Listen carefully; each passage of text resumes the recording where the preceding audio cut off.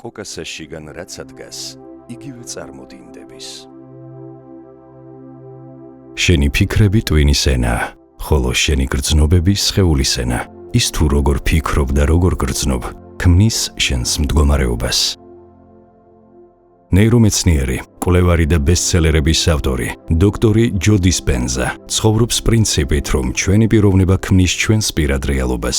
მისი ფილოსოფიის მიხედვით, ადამიანს შეუძლია შეცვალოს თავისი ცხოვრება, ჯანმრთელობა და მომავალი. თუ ის ისწავლის, როგორ გადააპროგრამოს საკუთარი ტვინი და სხეული წარსულის ემოციებისგან თავის დასაღწევად. დოქტორ ჯო დისპენზა.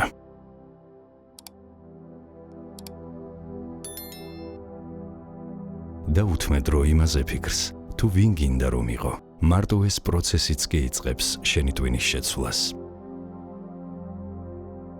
ცოდნა ძალაა, მაგრამ ცოდნა საკუთარი თავის შესახებ თვითგანვითარების უდიდესი ძალაა. ცვლილებების ყველაზე რთული ნაწილი ის კი არ არის, რომ ახალი არჩევანი გააკეთო, არამედ ის, რომ არ გააკეთო იგივე არჩევანი, რაც გუშინ გააკეთე. ცვლილების პროცესი მოითხოვს გადასწავლას და არა მხოლოდ ახლის სწავლას. შენი პიროვნება ქმნის შენს პირად რეალობას. თუ ახალი შედეგი გინდა, უნდა დაარღვიო ჩვევა იყო ის, ვინც ხარ და შექმნა ახალი მე.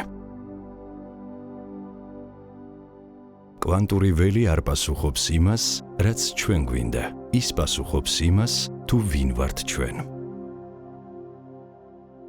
სადაც მიმართავ შენს ყურადღებას, იქით მიედინება შენი ენერგია.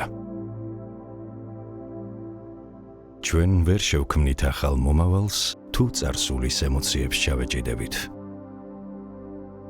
მადლიერება, ეს მიმღებლობის უმაღლესი მდგომარეობაა. მომავლის წინასწარმეტყველების საუკეთესო გზა მისი შექმნა და არა ლოდინი. მოგონება ემოციური მუხტის გარეშე, ეს სიბრძნეა.